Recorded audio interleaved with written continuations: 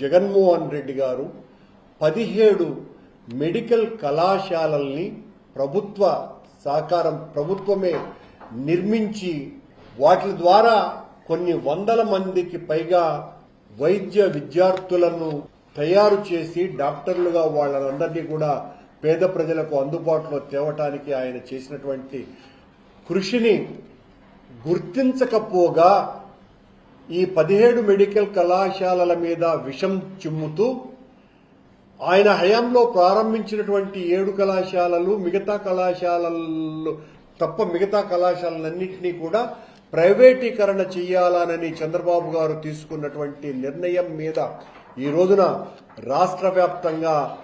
ప్రజా సంఘాలన్నీ కూడా బగ్గుమంటున్నటువంటి విషయం మనకందరికీ కూడా తెలుసు. జగన్మోహన్ రెడ్డి గారు మొన్న పత్రికా సమావేశంలో ఒక గొప్ప మాటను మాట్లాడడం జరిగింది. పని చెయ్యటమే తెలుసు గాని జగన్మోహన్ రెడ్డి గారికి